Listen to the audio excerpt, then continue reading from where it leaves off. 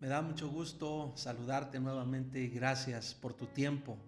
Gracias por acompañarnos en estas transmisiones. Muchas gracias y por darle seguimiento al tema que estamos tratando ya por algunas transmisiones, el cual es el origen de los trastornos. Saben que al estar meditando en esto varias veces, creo que todas las cosas que vivimos tienen un origen, surgen en algún punto o tienen un punto de partida. A veces cuando he pensado tanto en lo personal como en muchas situaciones que he venido escuchando que pasan en la vida de otras personas, veo que muchas de esas cosas no resultan ser del todo agradables o buenas, ya sea porque nosotros mismos las causamos o porque alguien más las causó sobre nosotros. Aún creo que muchas de esas cosas que hemos llegado a vivir han provocado muchos desórdenes o trastornos, alteraciones en nuestra vida. Y recordemos que los trastornos se reflejan en varias áreas de nuestro ser. Puede haber desórdenes físicos, pero también puede haber desórdenes o alteraciones de tipo mental o de tipo emocional. Por eso no es cualquier cosa hablar de los trastornos. Cuando hablamos de los trastornos, no debemos perder nunca de vista el significado de lo que es un trastorno. Recordemos que en algunas ocasiones hemos comentado o recordado lo que significa el término trastorno, pero solamente permíteme recordar algunas de las connotaciones que tiene este concepto o este término del trastorno. Esta palabra tiene la connotación de alteración, perturbación, desorden, desarreglo, irregularidad y turbación. Todo eso tiene que ver con los trastornos, todo eso. Pero también, así como es bueno recordar lo que significa, también es bueno que mantengamos claro el objetivo de estar hablando del origen de los trastornos. Porque no estamos hablando de esto nada más porque sí. Estamos hablando de esto porque estamos buscando identificar los factores que han influido directamente, que han incidido directamente en los desórdenes de nuestra vida, para que podamos eliminarlos, para que no sean más parte de nuestra vida y para que podamos acercarnos cada vez más y más y más a un estado de vida marcado por el orden, por la salud y por la paz. Eso es muy importante. Así que vayamos nuevamente a recordar un poco lo que hemos leído varias veces en Isaías 28 para identificar otro factor que se señala ahí, que se enseña ahí en ese capítulo 28 como origen o causa de muchos trastornos en nuestra vida. Y te vas a recordar de él. Hablemos unos minutos acerca de la inmadurez. La inmadurez, así como hemos hablado de otros conceptos o términos, vamos a hablar unos minutos de la inmadurez. Cuando hablamos de la inmadurez, esta señala evidentemente la falta de madurez, la falta de sensatez, la falta de prudencia y la falta de buen juicio. Se puede decir que una persona inmadura es alguien que se cierra o se niega al sano desarrollo. Es alguien que no acepta con sensatez las responsabilidades propias de su etapa y de su rol específico en cada etapa de su vida. Una persona inmadura es alguien que rehúye la responsabilidad en todas sus formas. Hay quienes no se hacen responsables ni siquiera por lo que hablan, ni siquiera por lo que dicen y hacen. Hay personas que a veces agreden y se atreven a decir: yo nunca dije eso. No se hacen responsables por lo que dicen, por lo que hablan, y a veces diríamos mucho menos por lo que hacen. Hay quienes no se responsabilizan de los errores que cometen o de las malas decisiones que toman y siempre están buscando en quien recaiga la responsabilidad. Hay quienes no se responsabilizan de las etapas de vida que tienen. Hay personas que viven desfasadas de sus etapas, personas que han avanzado en años y que se siguen comportando como adolescentes, como si no pasaran las etapas en su vida. Hay quienes, siendo adultos, siguen actuando como niños o como adolescentes. Hay quienes culpan a otros por su entorno, por lo que viven, por las oportunidades que no han tenido, y hay quienes se mantienen enojados con el mundo por eso, porque piensan que nadie les ha dado las oportunidades que otros sí tienen, y básicamente es una actitud que rehúye o se cierra a la responsabilidad. Hay un pasaje en Éxodo capítulo 16, quiero invitarte que me acompañes a leerlo, los primeros 3 versículos de Éxodo 16. Ahí dice la palabra de Dios lo siguiente. Dice: partió luego de Elim toda la congregación de los hijos de Israel y vino al desierto de Sin, que está entre Elim y Sinaí, a los 15 días del segundo mes, después que salieron de la tierra de Egipto. Noten, a los 15 días del segundo mes, después que salieron de la tierra de Egipto. Es decir, ya habían pasado, según los datos que nos da aquí este texto, habían pasado aproximadamente 6 semanas. Y dice: y toda la congregación de los hijos de Israel murmuró contra Moisés y Aarón en el desierto.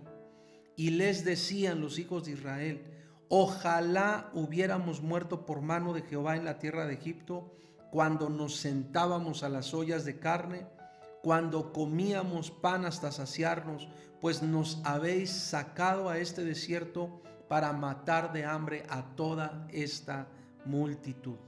Eso fue lo que ellos dijeron. La congregación de Israel, que había sido liberada del yugo de esclavitud, que había vivido por muchos años bajo el dominio de los egipcios, apenas habían pasado, como ya lo vimos, apenas habían pasado unos días, más o menos 6 semanas, y ya se estaban quejando y estaban repartiendo culpas. Y esa es justamente la actitud que tomamos cuando no nos hacemos responsables o no queremos hacernos responsables de nada. Si hablamos del matrimonio, es que es el esposo, es que es la esposa, y no nos hacemos responsables. Es que es la actitud de él, es que es la actitud de ella. y no nos hacemos responsables. Es que es mi hijo que no entiende y no nos hacemos responsables de lo propio. Es que mis papás no me entienden, es que mis papás hacen esto, hacen aquello y no nos hacemos responsables. Es que el maestro, es que el jefe, es que el gobierno, y estamos siempre buscando a quién echar la responsabilidad o en quién hacer que caiga la responsabilidad por muchas cosas, por muchas decisiones, por muchas actitudes que tienen que ver contigo, que tienen que ver con tu corazón. Y todo ello expresa o manifiesta un estado de inmadurez. Todo ello está mostrando una actitud y un comportamiento marcado por la inmadurez. Saben que la inmadurez describe un estado de fluctuación y de incertidumbre, pero también describe la incapacidad para hacer un uso correcto, un uso eficiente de todas nuestras facultades mentales. Efesios 4, 11 al 16 es un pasaje que conocemos muy bien. Ahí dice la Escritura lo siguiente: y Él mismo constituyó a unos apóstoles, a otros profetas, a otros evangelistas, a otros pastores y maestros, a fin de perfeccionar a los santos para la obra del ministerio, para la edificación del cuerpo de Cristo, hasta que todos lleguemos a la unidad de la fe y del conocimiento del Hijo de Dios, a un varón perfecto, a la medida de la estatura de la plenitud de Cristo. Y notemos lo que dice el versículo 14: para que ya no seamos niños fluctuantes, llevados por doquiera de todo viento de doctrina, por estratagema de hombres que para engañar emplean con astucia las artimañas del error, sino que siguiendo la verdad en amor, crezcamos en todo en aquel que es la cabeza, esto es Cristo, de quien todo el cuerpo, bien concertado y unido entre sí por todas las coyunturas que se ayudan mutuamente, según la actividad propia de cada miembro, recibe su crecimiento para ir edificándose en amor. Ya no seamos niños fluctuantes. Y la palabra que se usa ahí describe la inmadurez, describe esta actitud que hace que una persona vaya de un lado a otro sin ningún arraigo, sin ningún fundamento, sin ninguna responsabilidad, sin ninguna fuerza, sin ninguna consistencia.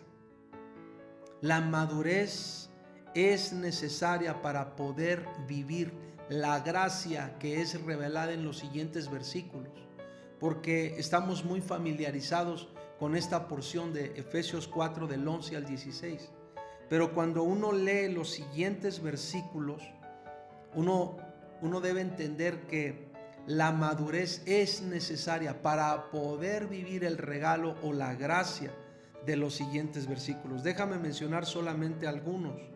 Por ejemplo, dicen los siguientes versículos a partir del 17: esto pues digo y requiero en el Señor, que ya no andéis como los otros gentiles que andan en la vanidad de su mente, teniendo el entendimiento entenebrecido, ajenos de la vida de Dios, por la ignorancia que en ellos hay, por la dureza de su corazón, los cuales, después que perdieron toda sensibilidad, se entregaron a la lascivia para cometer con avidez toda clase de impureza. Y noten cómo dice el siguiente versículo, versículo 20: mas vosotros no habéis aprendido así a Cristo. Claro que no, porque lo que Cristo hizo fue mostrar la plenitud en todo lo que Él fue, en todo lo que Él hizo.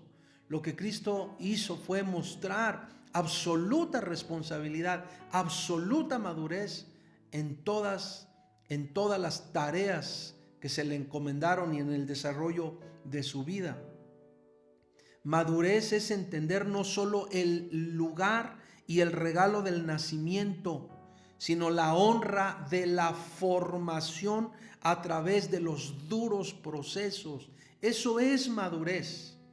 Madurez no es solamente decir gracias porque nací. sino madurez es gracias por lo que vivo, porque todo lo que vivo me está formando, todo lo que vivo, todo lo que paso, todo lo que me acontece me está formando un corazón, está formando una mentalidad, está formando una visión. Todo lo que vivimos, los duros procesos que enfrentamos o vivimos no deben ser nunca una cuestión infructuosa, es decir, debemos ver el fruto de todo lo que ello produce. La Escritura nos enseña un principio básico: el niño nace, pero el hijo se forma. Dice la Escritura en Isaías 9:6, porque un niño nos es nacido, hijo nos es dado, y el principado sobre su hombro, y se llamará su nombre admirable, consejero, Dios fuerte, Padre eterno, príncipe de paz. Un niño nos es nacido, pero hijo nos es dado. Así como es importante el nacimiento, es importante el desarrollo, es importante el crecimiento, es importante la madurez. Madurez es distinguir el carácter que ya se formó, que ya creció, que es apto para heredar. Gálatas 4, 1 al 7 dice: pero también digo, entre tanto que el heredero es niño, en nada difiere del esclavo. Si una persona no crece, si una persona no madura, si una persona no se responsabiliza, va a seguirse comportando como esclavizado. Y dice: aunque es Señor de todo, sino que está bajo tutores y curadores hasta el tiempo señalado por el Padre. Así también nosotros, cuando éramos niños, estábamos en esclavitud bajo los rudimentos del mundo. Pero cuando vino el cumplimiento del tiempo, Dios envió a su Hijo, nacido de mujer y nacido bajo la ley, para que redimiese a los que estaban bajo la ley, a fin de que recibiésemos la adopción de hijos. Y por cuanto sois hijos, Dios envió a vuestros corazones el Espíritu de su Hijo, el cual clama: Abba, Padre. Así que ya no eres esclavo, sino hijo, y si hijo, también heredero de Dios por medio de Cristo. ¿Se dan cuenta? Es importante crecer, es importante avanzar, es importante responsabilizarse, y es importante entender que toda inmadurez genera trastornos. La inmadurez exhibe desórdenes y roba la paz. Jesús se hizo responsable de su vida, de la misión que tenía y de las decisiones que tomó todo el tiempo. Se hizo responsable de todo. Miren lo que dice Hebreos 5, 7 al 10. Dice: y Cristo, en los días de su carne, ofreciendo ruegos y súplicas con gran clamor y lágrimas al que le podía librar de la muerte, fue oído a causa de su temor reverente. Eso significa obediencia, temor reverente, obediencia, corazón rendido. Y dice: y aunque era hijo, por lo que padeció, aprendió la obediencia. Y habiendo sido perfeccionado, vino a ser autor de eterna salvación para todos los que le obedecen. Y fue declarado por Dios sumo sacerdote según el orden de Melquisedec. Jesús también sujetó su cuerpo. Jesús también sujetó toda esa lucha que vivió en sus pensamientos, en su corazón, la sujetó a Dios, aprendió a obedecer, le rindió a Dios todo el ser, se responsabilizó, actuó con madurez. ¿Por qué? Porque la madurez es fundamental para romper desórdenes. La madurez es muy importante para arreglar lo que está desarreglado. La madurez es muy importante para resolver las cosas que se alteran. Es muy importante la madurez cuando hablas, cuando conversas, cuando platicas, cuando tienes que ponerte de acuerdo sobre cualquier asunto. Por eso, permíteme terminar en este momento solo diciéndote: siempre que nos mantengamos rehuyendo las responsabilidades y fluctuando en lo que creemos, seguiremos generando trastornos en nuestra vida. Y Dios no quiere eso. Dios no quiere verte trastornado. Dios no quiere verte desordenado, desarreglado, alterado. Él te ha llamado a paz. Él te ha llamado a vida. Él te ha llamado a vivir bien. Si tú identificas desórdenes, alteraciones en tu vida o en cualquier área de tu vida, Dios te llama a salir de ello, a salir de eso. Es muy importante que salgas de eso, pero sal de eso conforme a los principios de la palabra de Dios. Si haces eso, Dios va a sanar tu corazón, a limpiar tu vida y te va a permitir respirar otro ambiente, un ambiente de paz, un ambiente de salud. Padre, en el nombre de Jesús, yo oro en esta hora que tu gracia sea sobre cada persona que nos acompaña, que nos escucha, que nos ve. Que tu gracia, que tu bondad, que tu presencia sea sobre cada uno de nosotros. Que toques nuestro corazón. Y que si alguien o cualquiera de nosotros hemos estado rehuyendo la responsabilidad por lo propio y aún por muchas cosas alrededor de nosotros, danos este día la bendición de comprender a partir de lo que estamos recibiendo, de comprender que tú nos llamas a responder con madurez siempre y en todas las etapas de nuestra vida. Ponemos en tus manos nuestra vida y tomamos la responsabilidad de lo que nos corresponde. Sánanos, Padre, en el nombre de Jesús. Amén y amén. Le ruego a Dios que esto sea una realidad en la vida de cada uno de nosotros. La sanidad, el orden y la paz de Dios. Un saludo, un fuerte abrazo y muchas gracias por tu tiempo. Bendiciones.